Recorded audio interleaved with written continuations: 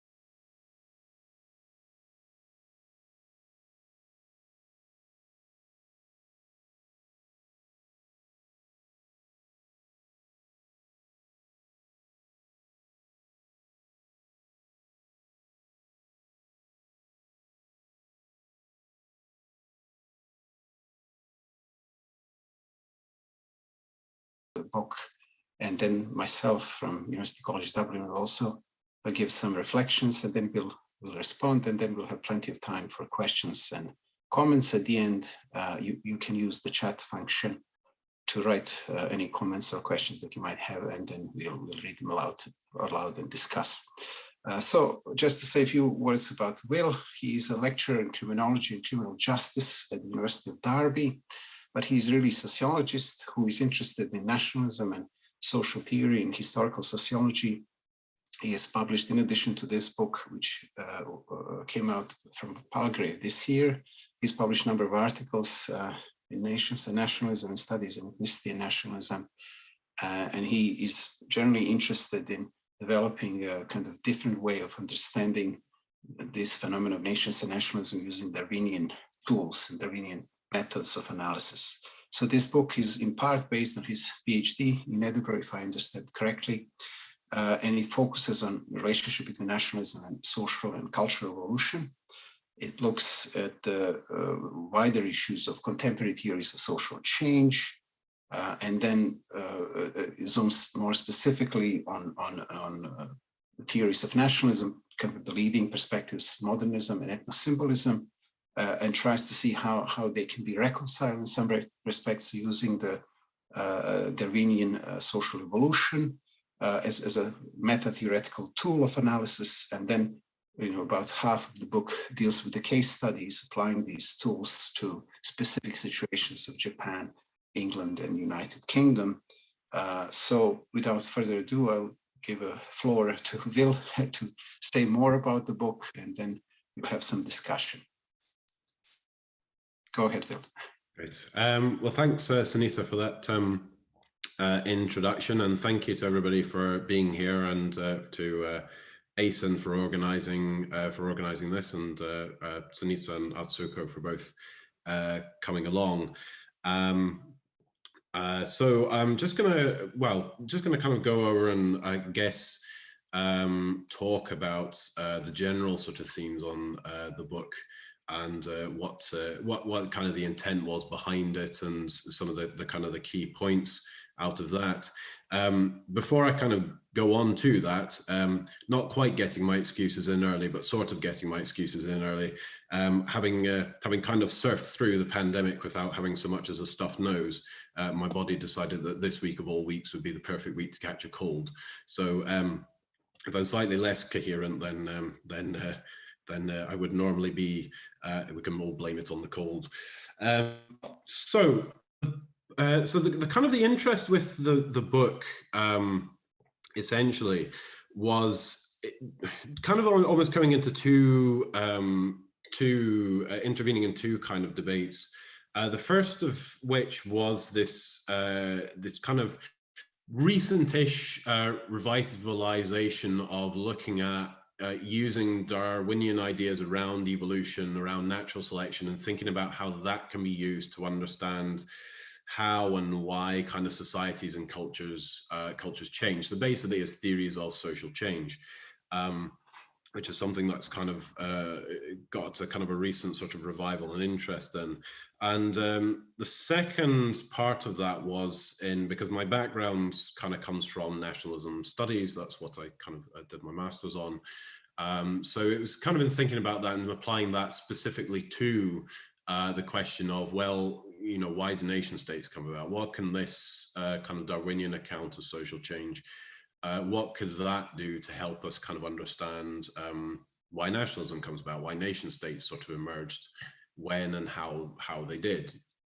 So that's the kind of the two sort of pieces of that, and bringing the two together was obviously quite had its own sort of use and significance in a way, because one of the things that is out there a lot in kind of the sort of recent social evolutionary literature, there's an awful lot of discussion around the theory and how it works and how it applies and all the rest of it, but there isn't that much in the way of concrete case studies or concrete uses of the theory to try and understand something. So that was my kind of something I wanted to kind of add to that discussion as well.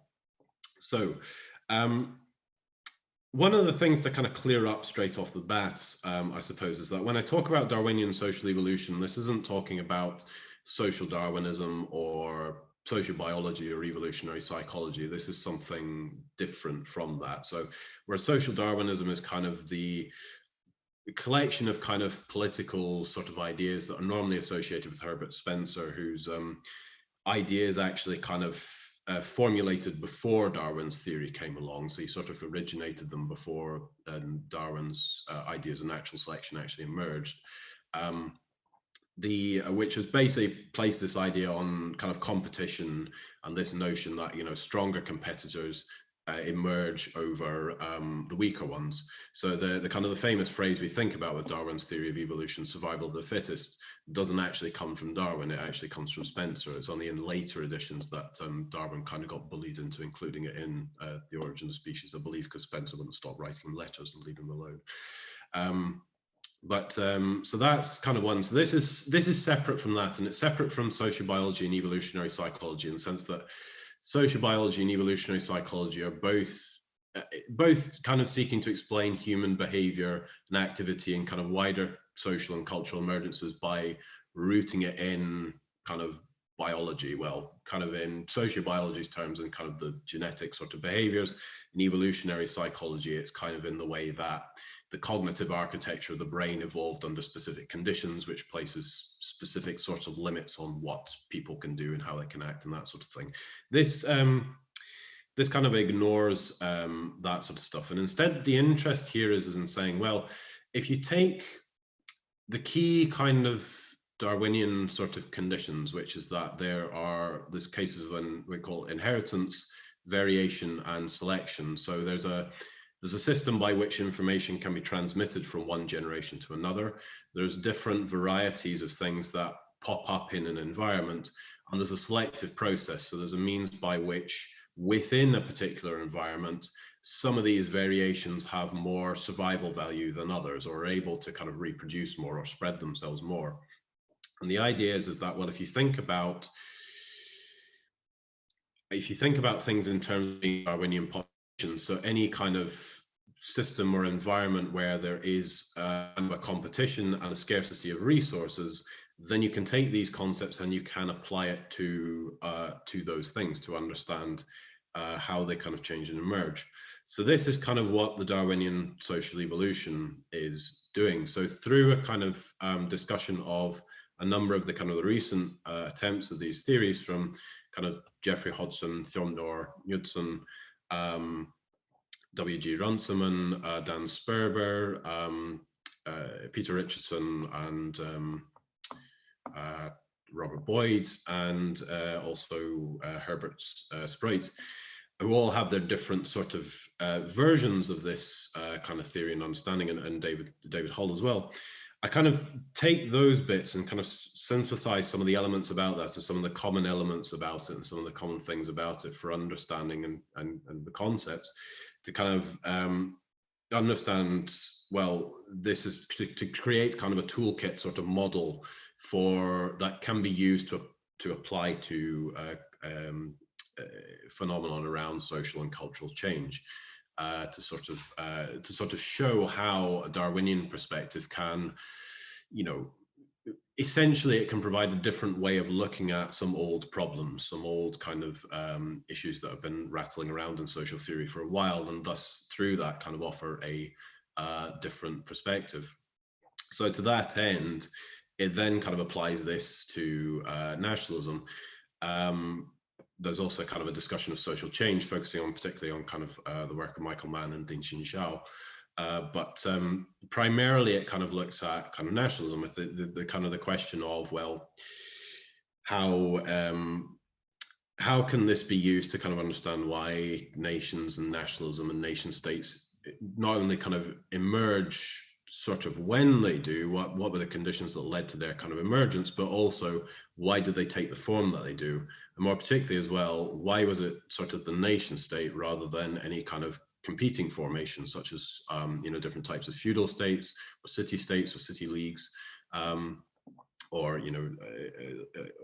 different sorts of formations that were contemporaneous with it. So what was it about essentially the nation state variant that meant that it was a more successful competitor in the particular kind of geopolitical, environmental, economic conditions that it kind of found itself in? So to that end, I kind of look at two case studies, one of which is kind of on England, then transitioning into Great Britain, and also Japan.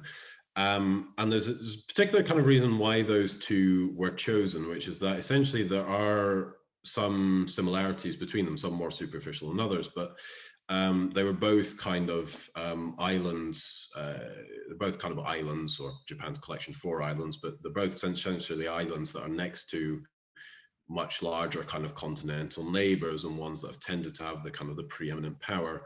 And it was also to kind of have a contrast between one kind of country or state where kind of nationalism and the nation state sort of emerges, not organically, but it kind of emerges on its own sort of process, whereas Japan has a different kind of thing in it being, 1853, when I think it's Admiral Perry kind of turns up and sort of forces the country open, at which point, although there's a lot of kind of nativist sort of traditions in Japan and things that were moving along within Japan, it wasn't like a completely static sort of feudal state. It was nonetheless kind of forced to essentially adapt to a new kind of environment, and particularly to avoid the sort of fate that had befallen China and India and lots of the other countries that they were aware of in that region, that all ended up being kind of colonized or semi-colonized in the case of China. So in kind of applying the sort of the Darwinian kind of theory to that, it blends a lot of existing kind of theories of nationalism as well. So as I'm sure Siniša and Atsuko will probably be asking questions about that, there's two dominant trends in nationalism, which is the kind of the modernists and the ethno-symbolists, are the two main ones. The modernists being conceiving of the nation as being very much a kind of a modern phenomenon. It only kind of exists. It kind of comes into existence with modern states, and that's the kind of primarily sort of locus for it.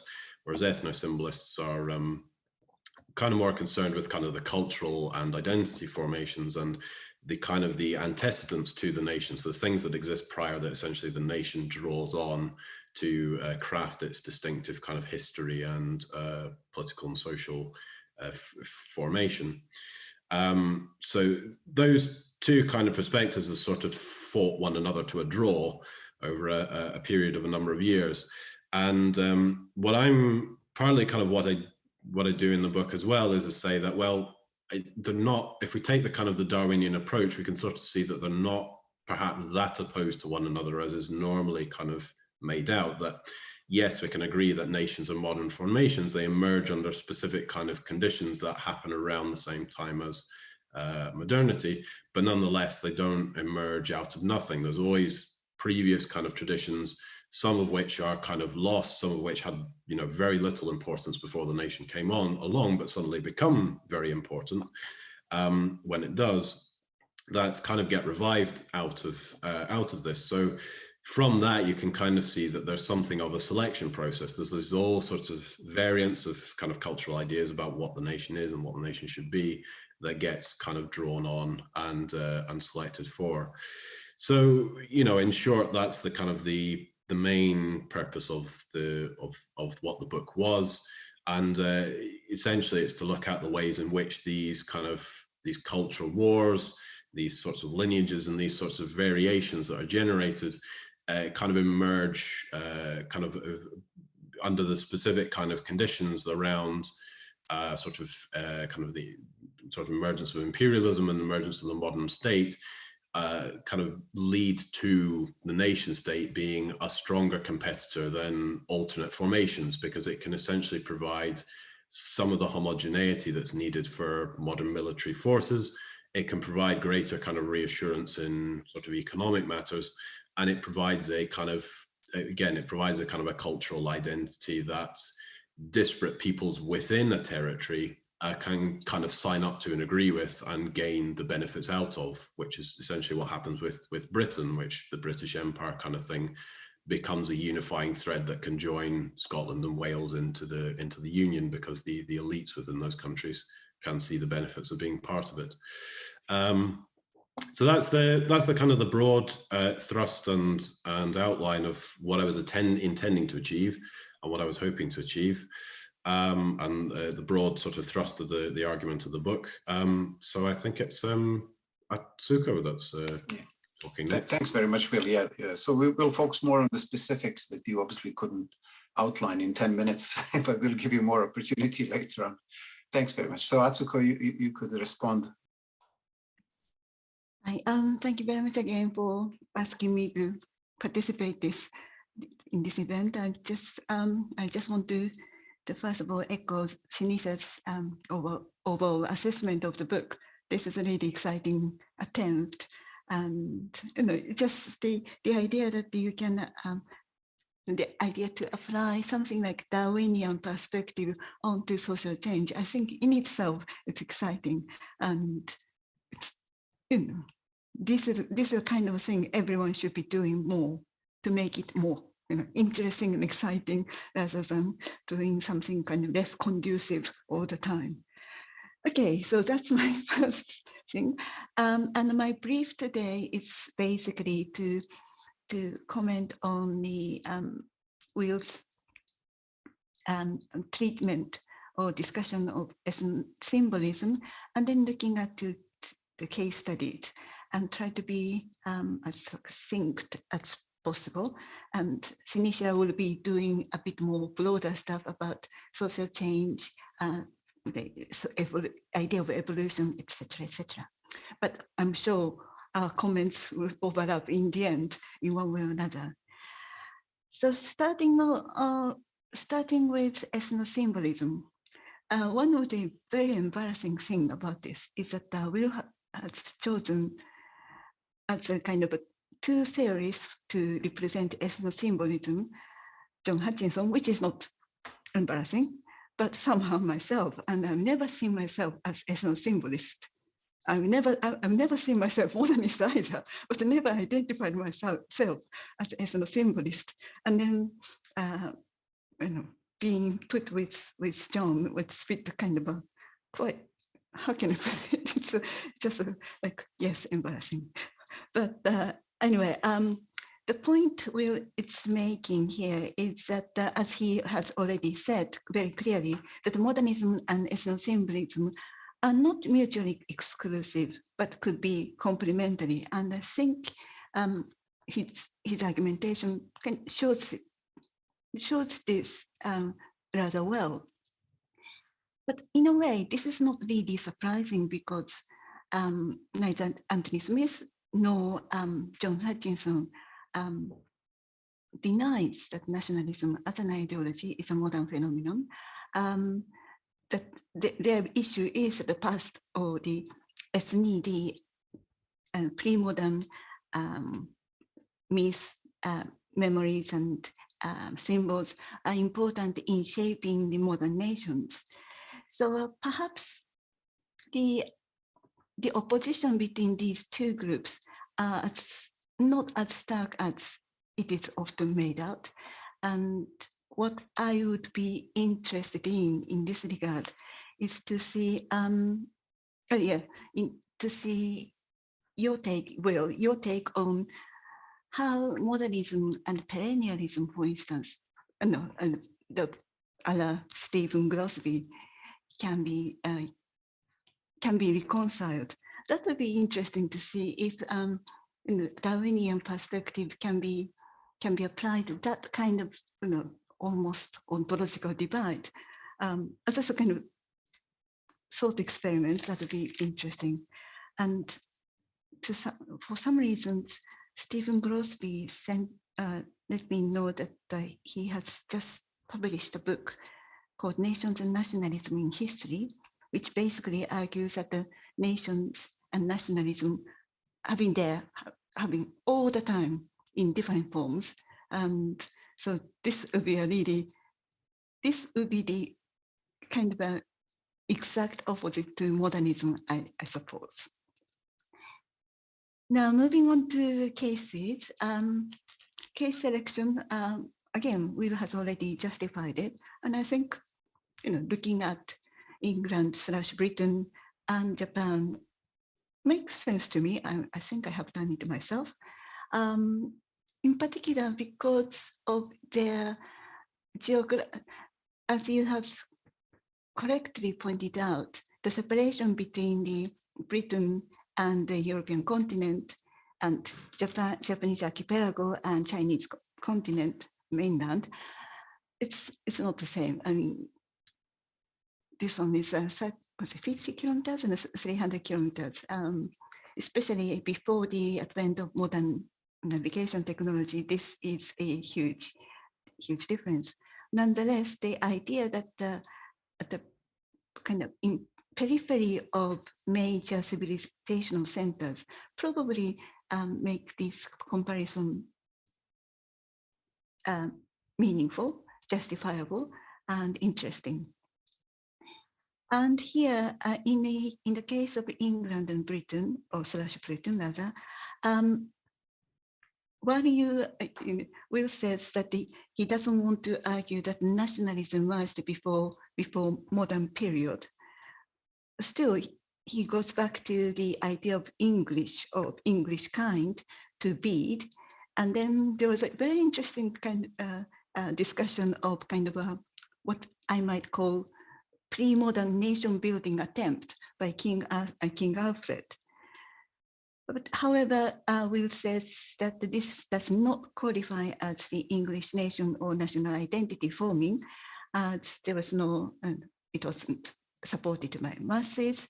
And there was another issue was, I think it's relation to the state, that no recognizable territorial boundaries are there to link these two to give the idea clear contour. And this led me to the several questions which came up again and again while I was going through the book. What is nationalism? Is it the same as national identity? Does it have to be linked to the nation state? I think the third question was answered in the discussion. Sorry, is it my email? A discussion of England, Britain towards the end. But I think the idea of one of the things I find it a bit confusing and not clear. Sometimes I'm not quite sure what it's being discussed. Is it nationalism, or is it national identity, or nation state? And he will go on to discuss the implication of the Norman conquest, which made English/British case more complicated, and then comments on the impact of the 100 Years' War in line with John Hutchinson's argument, as well as Anthony Smith's argument that the war could tend to provide opportunities for the group to cement themselves and probably sharpen the sense of themselves, especially as a nation. Then he concludes that, as again, we'll have already summarized it, that in the case of England/Britain, there are three factors were important: militarism, industrialization, and empire. And this kind of fostered a sense of national consciousness by the 17th century, certainly by 19th century. And he then said, ideology of Britain became adaptable to the environmental change. And this is, I think, an application of Darwinian perspective comes in. And the state was expanding to encompass more people than just England and Scotland. And state was acting as interactor and replicator, and trying to adapt to the changes. And intellectuals were kind of facilitating this process by providing the work, reviving the idea of Britain, etc., etc. Now, yes, probably this makes sense, but again, my question was that, is it about the rise of a nation state? And here on page 133, he clearly used the term national consciousness. It's not nationalism or national identity. And this, for me, I suppose, because I'm interested in nationalism like you are, this is something I find a little, how can I put it, confusing, yes. I sometimes did not know what is being discussed. And then he moves on to the case of Japan, and Will does a great job in providing a very brief history of historical account of Japanese polity developing. And then the book focuses on basically Edo period or Tokugawa shogunate period, 1603 to 1868, and basically the beginning of early Meiji era, from 1868 to about 1900, I think. And he's trying to address the question, why did nationalism not emerge at this point of time in Japanese history, meaning in Tokugawa period, Edo period, from 1603 to 1868. And I got stuck with this because Tokugawa shogunate was established after a major civil war. With decisive battle was fought in 1600. it was the conclusion, culmination of all these efforts, century-long efforts to unify or pacify Japanese lands. And to me, it sounds like a nationalist project. And if the Tokugawa government was there to try to maintain this unified polity and pacified polity, that sounds like nationalist project. So that's, I think, my question number one. But then this definitely leads to the, it's related to my earlier question. I'm not quite clear what will means by nationalism. So maybe that's what it is. And if you look at Will's analysis of Tokugawa Japan, it's, for me, what's a bit strange because he acknowledges all these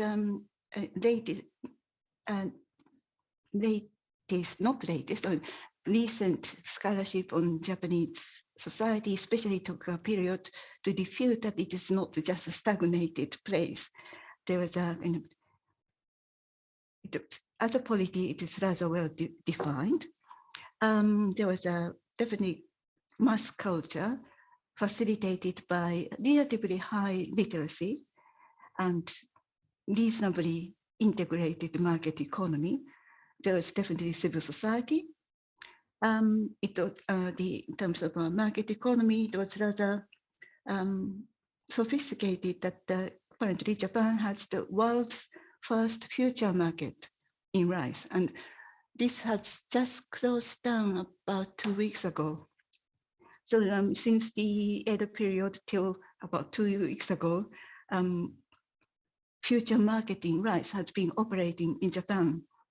So that seems to be pretty interesting aspect. And if you recall works like by people like Robert Pera, Tokugawa Religion, which argues that basically there was a kind of parallel between the Protestant ethics and the spirit of capitalism in Tokugawa era. The particular school of Confucianism has developed similar mentality, which Weber argues that facilitated the emergence of this particular type of rationalized type of capitalism. So when he comes to the conclusion that Japan was in an evolutionary stable state and equilibrium system where no one was distinctive, no one has distinctive advantage over the others. It seems that the analysis somehow confirms the established orthodox view of Tokugawa period as a feudal stagnated period, which was very no longer, but it used to be mainstream in history, in the study of history. So so I find it paradoxical that the application of Darwinian evolutionary perspective seems to result in kind of confirming the conventional orthodoxy, which I had to say it's probably based on Western-centric understanding of what history should be or what societal development should be. So yes, so these are my thoughts and questions. So theoretical ones will be the definition of nationalism, national identity, and nation state. What is meant by nationalism, and in terms of I lost my plot. In terms of Britain, yes, that's where I raised it. In terms of Japan, that if you were surprised, Will, that your attempt somehow provided what seemed to be a confirmation of conventional analysis of Tokugawa Japan. Okay, thanks very much, Atsuko.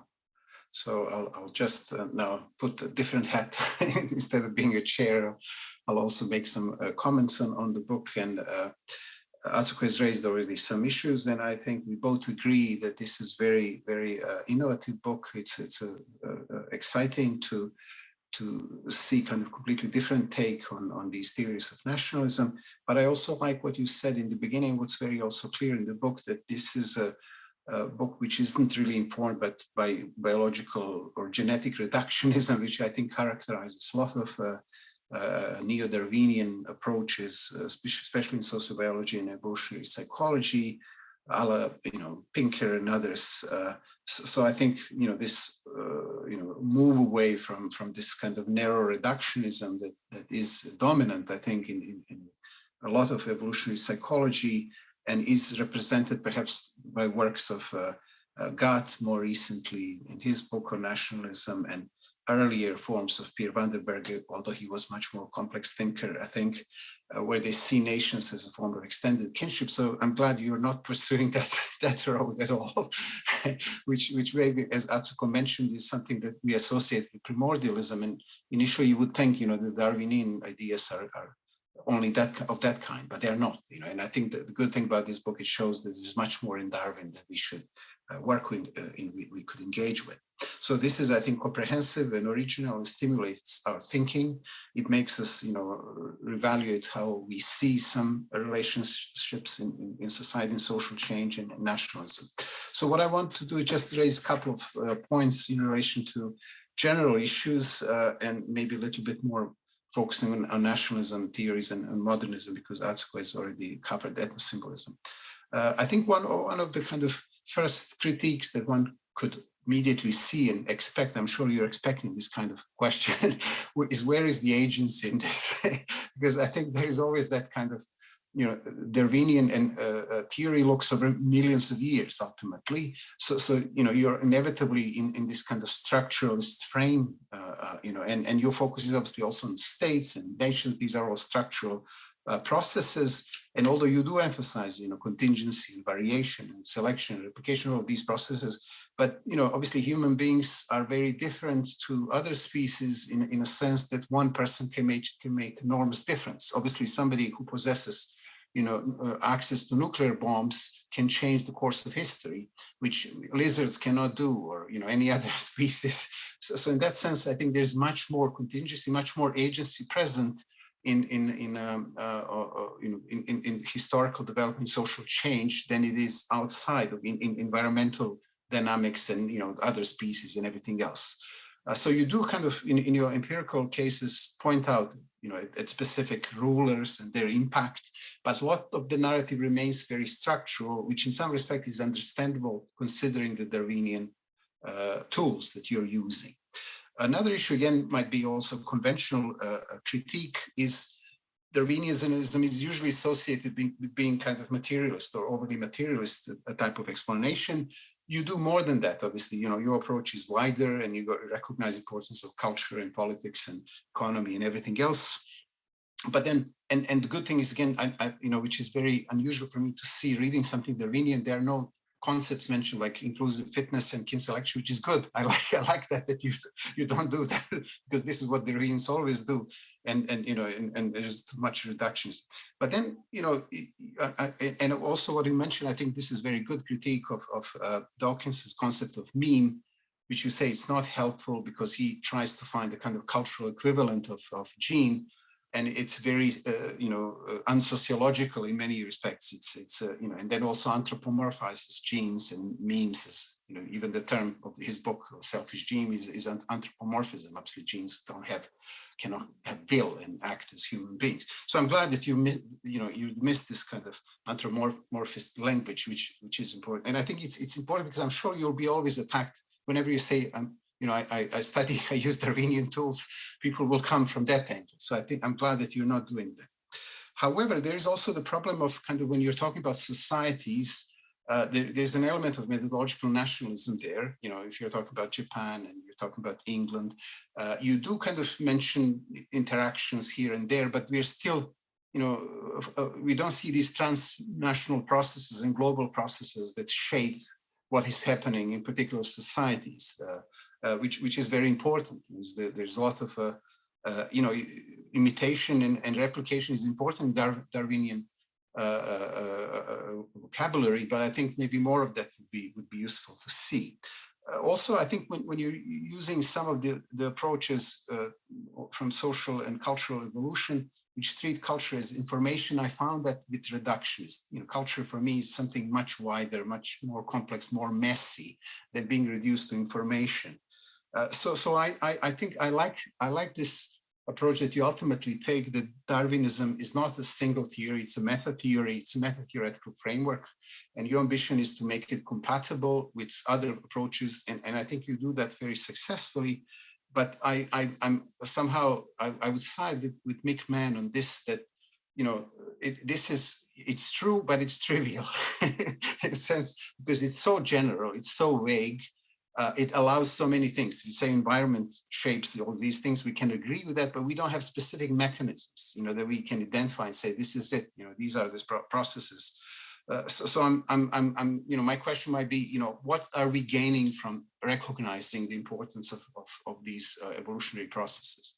I think we should definitely, you know, we have to include them. You know, evolution shapes, we wouldn't be here without evolution. So evolution is really important. And I think what, you know, what you're doing in shifting away from this narrow biological reductionism, bringing evolution more to kind of tools that we already use, making sense of them is good. But I'm thinking what else we can do to build on this to make evolution useful, to you know, explaining specific processes, specific, you know, dynamics, and this leads me to nationalism. And I think you've done a really good job in kind of mapping the ethno-symbolist and modernist approaches, even though Atsuko doesn't recognize herself as an ethno-symbolist, although we might do, I might do as well. What is puzzling to me in a way is that you choose Atsuko's and Hutchinson's work and you engage with them until kind of quite recently, which you don't do with the modernists, where you stop largely in kind of, you focus mostly on my book from 2006 and nothing since, you know, the last 15 years, which have, you know, developed things in a very different direction, which in some respects more compatible with what you're saying, because I focus more on the kind of continuity between empires and nation states and things like that. Same as with Wimber, you know, we don't see kind of his books, recent books, Waves of War, Ethnic Boundaries, or Nation Building, which I presume that would be too much in a book. And maybe some of this you had written for your thesis, and, you know, it was, you know, maybe next book, who knows. So I think the modernist take, the way how you see it, it does make sense. Although I think you could maybe be more specific, because there's so many variation within modernism. You know, there's people who emphasize on political aspects of you know, state that you look at, and Wimmer and I do that. But there's the economic modernism, as you know, and the more cultural one of. So maybe some of this could have been present in the book. I don't know whether that can be. One issue which I think you mentioned, that which was raised by Mick Mann, is also kind of whether we can see a state as something to do with evolutionary transformation, or is it something that is an anomaly, really historical anomaly. So I'm thinking now, you know, how much is there room for randomness and contingency? And this is maybe linking to what Atsuko was saying. You know, are we now ending up with this very conventional take of evolutionary change? And although you are very clear, you're not talking about progress, you're not talking about, you know, unilinear, you know, transformations, you're emphasizing all these complexities. But can we, you know, still recognize all these kind of historical ups and downs, and, you know, the fact that state, particular form of state, developed only in Middle East, you know, 12,000 years ago, and then some other forms emerged in other places, but then there was historical reversibility, and, you know, you had people who lived in state and lost states and became hunter-gatherers again, and things like that. So there are these questions, I think, which are important. And the last point I want to raise is again, Atsuko has mentioned that briefly, the link between war and nationalism. And you rely a lot on John Hutchinson here. And you know, for him, this makes perfect sense, as it does to Smith in terms of, you know, memories and using them to commemorate previous wars and things like that. But, you know, this link is much more complex than that. In a sense, you know, the sense of national homogeneity, you know, which is enhanced by war, only happens in modern context when population is already nationalized. So obviously you cannot arm your peasants in medieval Europe because they would turn against you. They wouldn't fight for you. It doesn't matter who is attacking them, because these, you know, so in a sense, I think this is not kind of automatic process. I've written about this extensively, and there are so many cases where you see, you know, there's somebody is attacking, you know, Americans in Mexican War are attacking Mexico City, and, you know, Mexican peasants don't care about that. They don't see their rulers as being part of the same nation. Even you have that in the First World War, you know, in Ludendorff offensive 1918, Germans on the brink of winning First World War, but then there is the, you know, uprising in Berlin. People are hungry and fed up with war. There is no support. There is no national homogenization happening. So these are kind of, there are specific processes when this works and when it doesn't work. In some instances it works, in other instances it doesn't work. Okay, so I will stop here now and give you opportunity to kind of answer some of these points that Atsuko and I have raised, and then we'll have also time for questions from others. Gosh, you told me the questions would be easy. This is, I feel very betrayed now. Well, thanks both for those questions. I think they are really great questions, and so thank you very much for taking the time to, of course, read it, the book with that attention to detail to come up with them. I apologize, Atsuko, for classifying you as an ethno-symbolist against your actual stated intentions. This is, of course, the problem with having two speakers on who you've written chapters about. They can tell you all the ways in which you've interpreted them incorrectly. But yes, so to take the questions that have kind of cropped up that I sort of remember, I'll start with one from Siniša first, because I've got that idea in mind, which on the question of kind of the link with war and nationalism. I would agree in saying that I don't think war naturally leads to nationalism. It needs other things around it in order for that to happen. But you know, and there's lots of examples of that. I mean, in my I think in an earlier draft of the book, but I think I took it out. I kind of had referred to kind of an analogy that when in Japan, when the French were bombarding a particular, I think it might have been the Satsuma domain, but I can't quite remember, as part of a kind of a trade dispute, the kind of the people from neighboring kind of territory, rather than kind of rushing in to help out or anything, actually just kind of took picnics up to the mountains and watched the French gunners shoot the place, you know, and took bets on who would do the most damage and that sort of thing. So it's so yeah, I do agree that, you know, and obviously wars have been fought for generations, so they never kind of produced nationalism.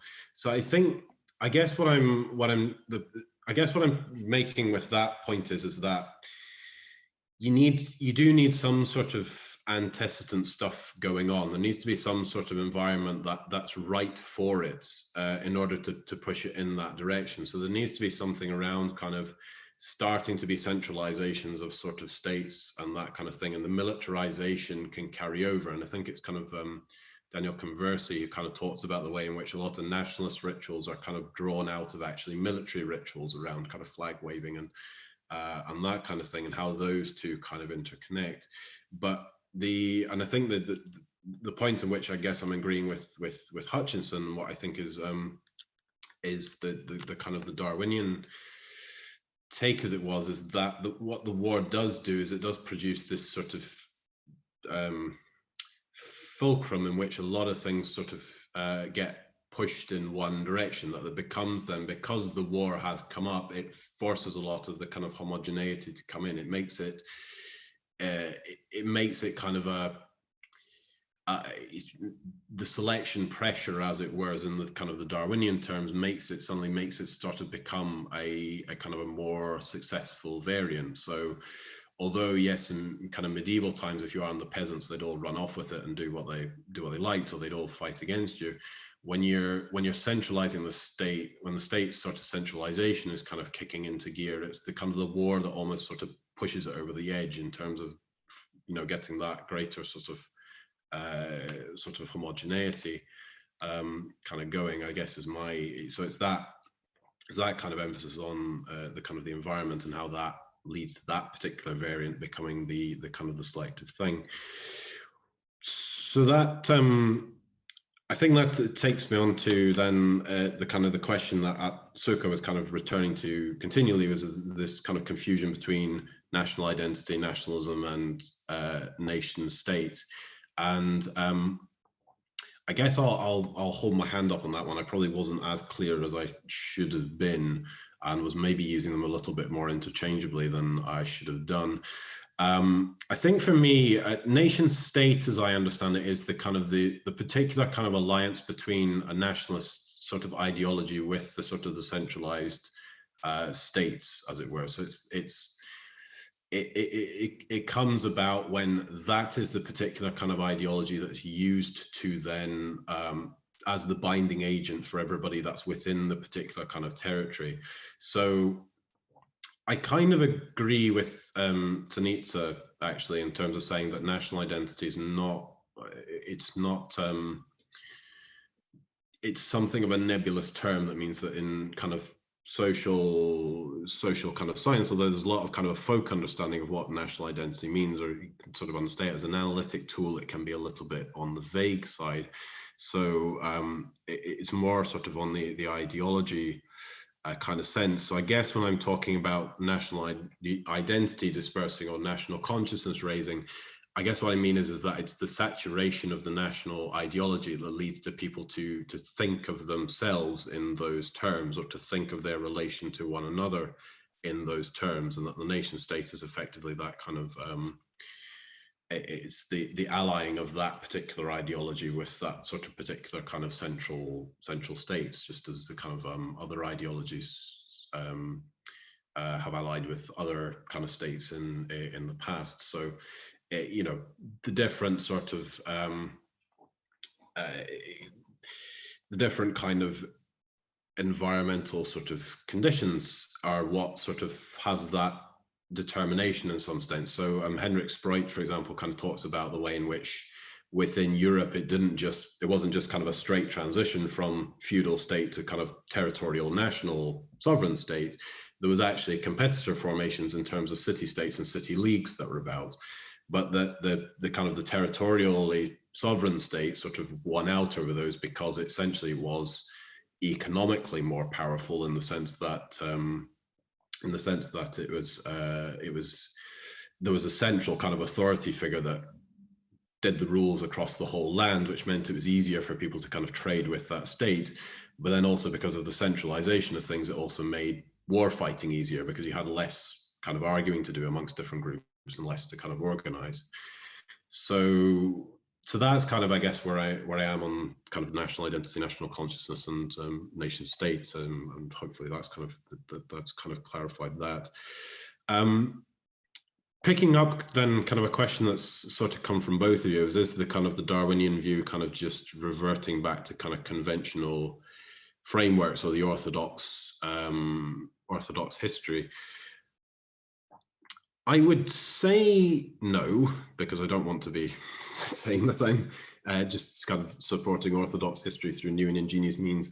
I mean, I suppose, I guess the way to explain it is where I'm kind of coming from is that we end up with the nation state being the kind of the preeminent form, and nationalism being the preeminent ideology that organizes all the political and global framework. So I guess I'm working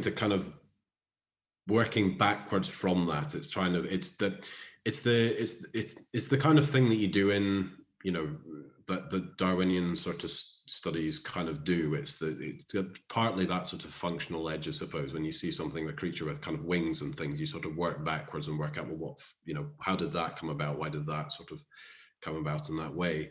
So in regards to, for example, the Tokugawa state and the fact that it's a lot more, you know, it's a lot more kind of diverse.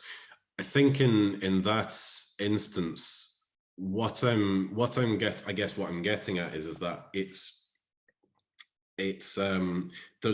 there is all that diversity around there, and you know, and David Howell in one of his kind of works talks about how Japan has this proto-industrialization that's going on, that particularly around Hokkaido area, there's a lot of industries and things that are potentially going to develop in the kind of modern state capitalist kind of direction.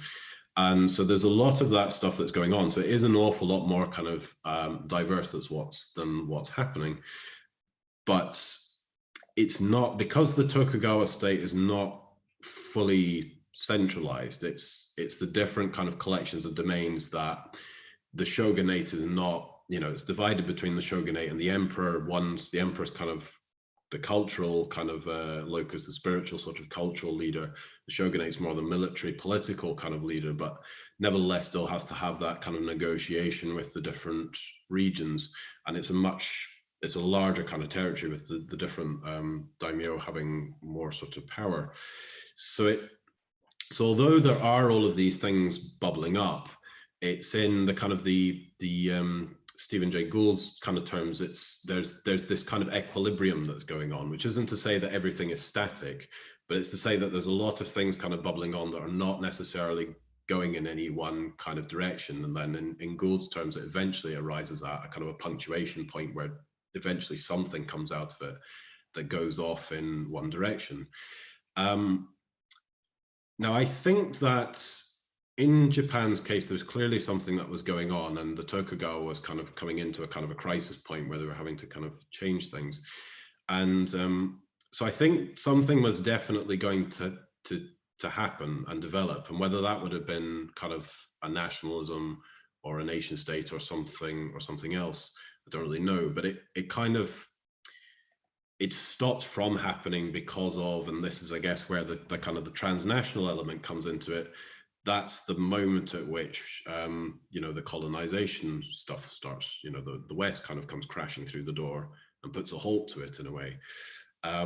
Because at that stage, there's then only one direction that can be gone in, and that has to be the nation state direction. Because if you're not a nation state, you don't get to be part of the kind of the global system as it was.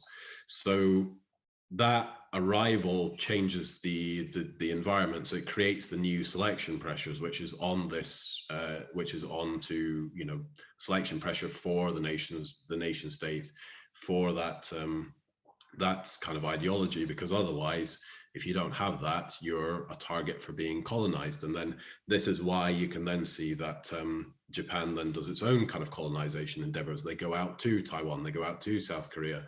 And it's interesting when you look at it, because the sort of things they do are almost very similar to the sort of things that the Western countries do. So they take the similar kind of drawings of, this is us with the barbarians, this is the barbarians cooking somebody because they're cannibals, even though there's no kind of record of that sort of thing actually kind of existing in kind of Taiwan, which is where they go and do that.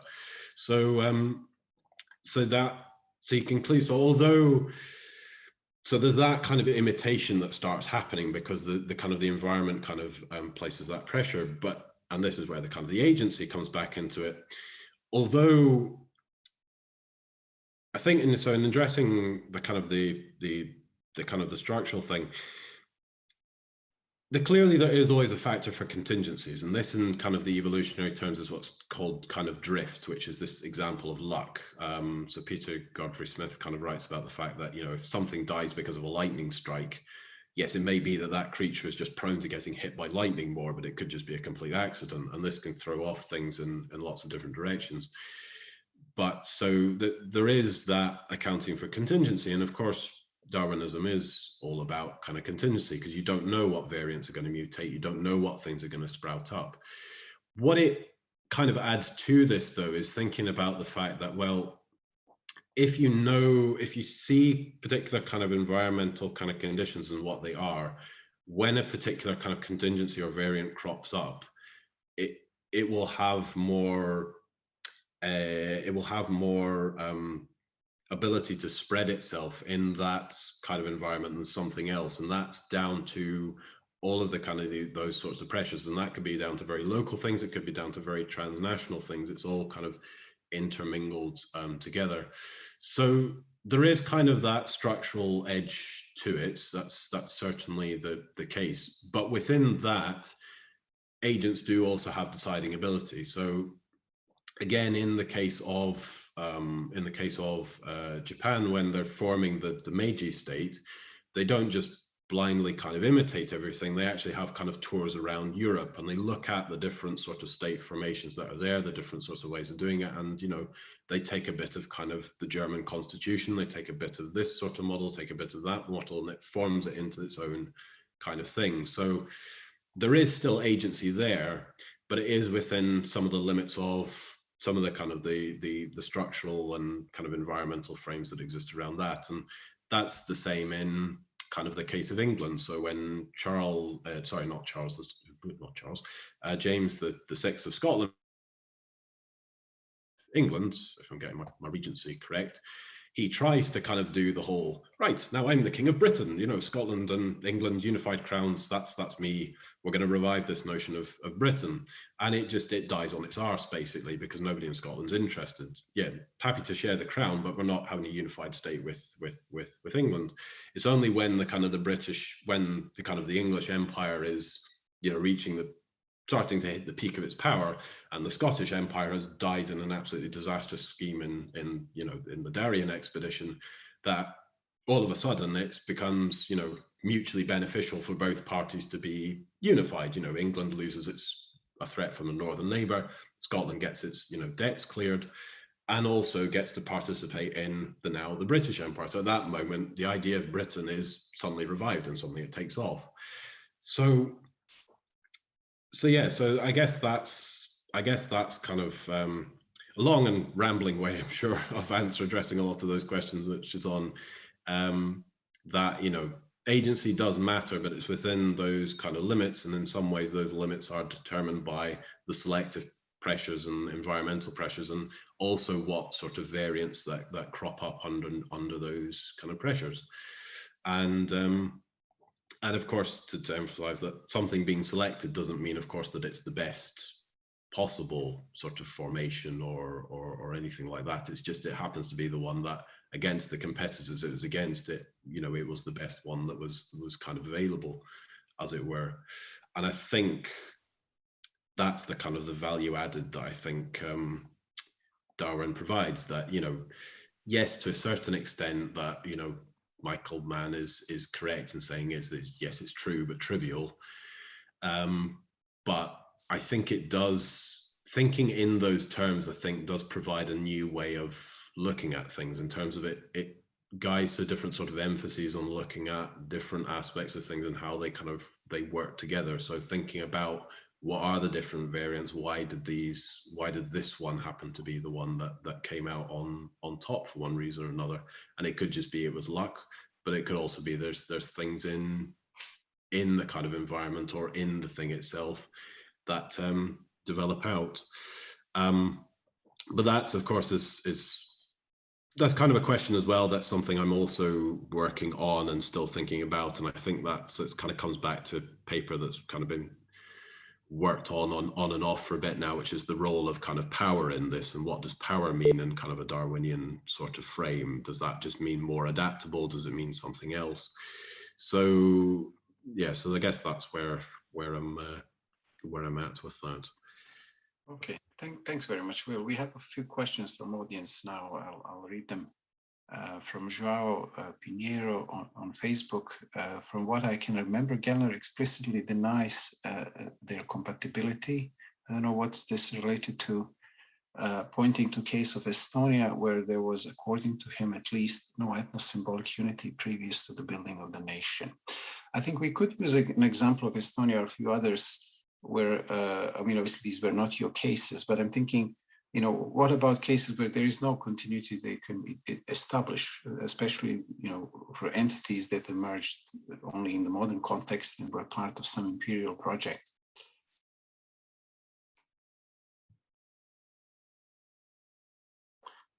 Maybe I should read another question and then from Joao, you suggested that your approach may harmonize classical theories like modernization and ethno-symbolism. It's not modernization, modernity.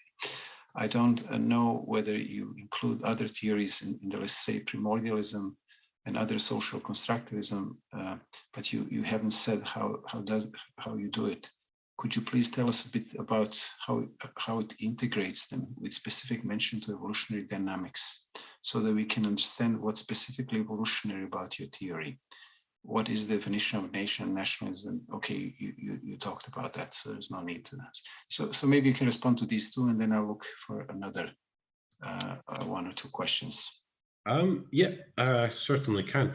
So on the kind of the compatibility of kind of modernism theory and ethno-symbolism, and Gellner's views on it. So I know Gellner was very much of the kind of case that you didn't need, that nations didn't really have any, they don't need any antecedents to come into being. There's nothing kind of that's necessarily drawn from the past that's necessary.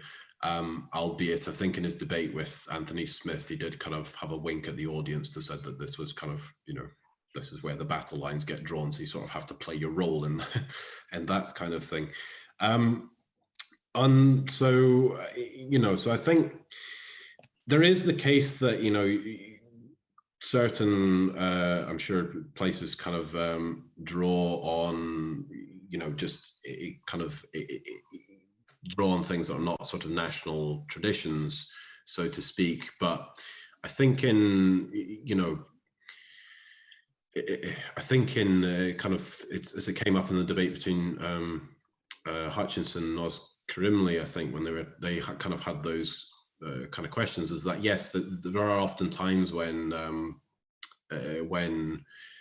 nations sort of emerge that are not drawing on a kind of a national tradition as such, but nonetheless they'll tend to draw, history and tradition and things that are coming out of it. They'll draw on certain myths and things and that are coming from the territory in which they're based. So they kind of come from that sort of out of that kind of primordial quagmire, as it was, of different sorts of traditions or different sorts of things that exist here and there. And they might be, they might be very minor things. They might be very things that are considered very unimportant. So again, to draw on an example from kind of Japan, when they kind of started doing their colonization sort of period, there was a kind of a rediscovery of a history of an earlier period in, in the early Tokugawa time in the 1600s, where somebody had attempted to do a kind of a convince the Tokugawa to colonize Taiwan.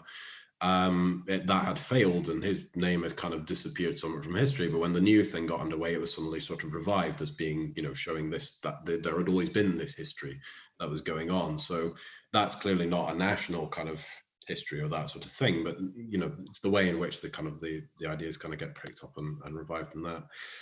In terms of the kind of the dynamics between how this they're brought together, is basically in terms of recognizing that discontinuity can be important, but continuity is also very important. So you don't, in evolutionary terms, things are always kind of, they change slowly over time. They change slowly over kind of periods of time. So in evolution, this is talking, thousands, tens of thousands, hundreds of thousands of years in which the change happens. Social change is obviously faster than that, but it's the way in which you can, it's the way of understanding that you can never completely, it never completely emerges out of nothing. So there's always things that, structures and cultures and things that come in from kind of the previous. So the way in which the Darwinism kind of combines the two together is in saying that, the culture and sort of things, that all kind of matters in the previous. It changes when it comes to modernity. When the modern kind of state comes in, there's maybe new things that crop up, or it gets used in a new way. But nonetheless, what it's drawing out of still places some contingencies and some constraints on what can be done with it. And the ones that get kind of selected, as it was, that get used in the modern state, it's done out of as a result of those kind of environmental sort of pressures, as it was, that draws the two together, and that selects for a particular kind of nation, particular kind of nation state, that to come into being at that in that point, as it was. So that's the kind of the thing. So it's not necessarily a union of the two theories as such, but more kind of a union of the main concepts behind the two theories. I hope that explains things reasonably well. Okay, thank you, Will. I'm going to pick up a question from Jonathan. Is competition an important mechanism for this Darwinian approach to social evolution? And what is its main role in the formation and maintenance of nation states? Nice and well-defined question for you. That's my PhD supervisor finally giving me the easy one. So, sorry, excuse me. So yes, I think competition is a very important mechanism, because obviously the variants are all kind of competing with one another, and this is the point around, you know, competing for scarce resources in an environment. So, in the kind of the Darwinian sort of terms, we have that classic image of, you know, animals, you know, fighting out over food and that sort of things. But you can not easily think of that as being in terms of cultural space, like what cultural ideas get to propagate, or what cultural ideas get to, you know, rise to prominence, or in social terms, what institutions get to spread or engage their kind of power. So the competition is very important, because there is a competition going on between different groups within societies, different kind of elites, different, you know, peoples and political parties and positions and all that kind of thing. And they do so within, but they do so kind of within environmental confines. So some ideas are going to triumph over others that may have to do with the power of the individual agents, but will also have some constraints that are given by the you know, what is in the structural kind of conditions of the environment as well, and the geopolitical realities, and the kind of political and cultural kind of realities as well. So in terms of the kind of the main role in the formation and maintenance of nation states, I think in the formation of nation states, it's very important in terms of it's the one that, you know, the competition between states is effectively what led to the nation state being the kind of the triumphant one, and being able to spread kind of across that. You know, it was the one that in that particular environment it was able to kind of triumph for the kind of some of the reasons that have been mentioned. And then in terms of the maintenance of nation states, well, it's the generation of the kind of the variants. It creates the environment for these new ideas to be sort of to be plucked and used, and changes changes the shape of the nation state. And that, I think, that is ultimately one of the kind of the core strengths of nationalism as an ideology, and thus as it kind of applies to a nation state, is that in some ways it's a very porous sort of thing. It can ally with a lot of different economic and political formations, and so, you know, the generation of the competition of these kind of cultural variants and social variants and that sort of thing is important for, you know, providing, you know, essentially giving a pool of things that agents, as it was, can, you know, select among and take on board and make use of. So I think that would be my answer there. Thank you. Well, I'm sorry to abuse your hard-working throat, but I've got a couple more questions, and I think these will be the last ones. A question from David: can this approach be applied to imagined communities other than the nation, such as religion? And the second question from Rachel: I know Siniša said not to be too biological about things, but can we consider nations to be species in this model? So maybe second question, then Siniša can also chip in. So the question is about whether your approach can be applied to religion and whether nations could be treated as species in this model. Yes, well, I think it absolutely can apply to religions. I mean, the core premise behind it is that it can apply to any kind of system where, again, there's a competition for resources in an environment of scarcity of some kind. So, you know, religions they're not static. They also kind of evolve and change under kind of environmental kind of pressures, and you know, they change over time, and they also adapt and take things from you know, different traditions as well. So there's the whole thing about, you know, in Christianity, I mean, I'm not a specialist in religion, so you know, I may be completely wrong on a lot of these things, but you can think about when the kind of spread of Christianity is happening, they kind of accept a lot of, you know, pagan traditions are kind of folded into the envelope of, you know, Christianity, like the winter solstice thing. You know, Jesus Christ probably wasn't born on Christmas Day. It's just that was the kind of the original sort of tradition. So his birthday got moved up from, you know, I think it was the official kind of the thought is it was in autumn sometime. So it got moved up to account for that, so that it could tie into, you know, existing sort of traditions, or, you know, the people just kind of carried on with those. So the religion kind of adapts to the times in order to because of those pressures, and to make itself feel relevant. And you can see that in a lot of debates in the church nowadays about, you know, whether homosexuality is a sin or not. And it's, you know, that's a kind of a big sort of pressure movement, and it's one that, you know, the church is eventually going to have to probably shift on one way or the other and make a, you know, its declaration on that. But that would be a case of it, you know, those sorts of pressures and things leading to changes. And then, of course, there's the competition among religions as well for converts and all the rest of it. So, so yeah, so I definitely think it would apply. Nations as species. In a certain, I suppose it's difficult, because biologically it's already quite complicated to say what is an actual species and what isn't, and they don't always have a very good idea about it. And I suppose it's kind of a case of, are you treating individual nations as separate species, or are you treating them all as a whole as being sort of one species that will then eventually one day be outcompeted by a new kind of species? So I think in broad conceptual terms, you could say that yes, there's a similarity there, in that we have a kind of a collection of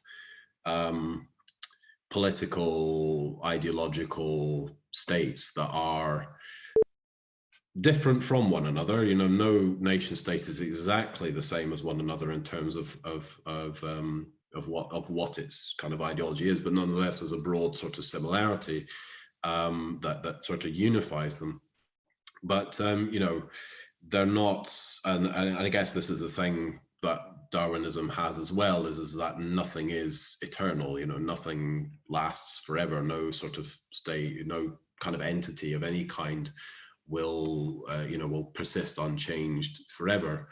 And you know, it's entirely possible that nation states could be outcompeted by something else, and that could be as a kind of a natural formation. We've got things like the EU, there's things like NAFTA, there's those sorts of things that could become, so, you know, nation states could get kind of downgraded in favor of more of these sort of supranational entities, and supranational states could emerge as being something, or, you know, flagging up contingent factors again.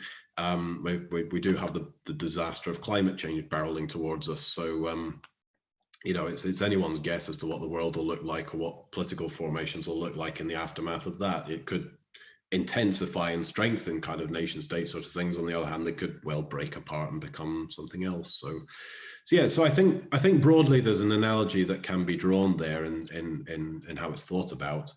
But as with all things, carrying over things biologically to the social domain, it needs to be done with care and know the limits of what it can do and what it might obscure, as with the kind of the gene meme analogy. Okay, thanks very much, Will. Thanks also Atsuko for her comments, and to the audience for raising all these really interesting questions. I just have two announcements before we finish. There is a Dominic Joachim Merdal Essay Prize for Young Scholars. Prize is £250 and 2 years membership of ASEN, plus publication in Nations and Nationalism. And entries will be by the end of the month. You can find details on the website, so people should apply with their essays. And then there is also a conference. The annual ASEN conference takes place from the 5th to 7th of April the next year in Antwerp, Netherlands, on nationalism and media. There is a call for papers is out, and you can also find more information on the website. So again, thanks everybody for this enjoyable session. And I think if you have any other questions, I suggest you read Will's book and you'll find the answers there. Okay, then bye everybody. Bye. Bye. Thank you. Bye. Thank you very much, everybody.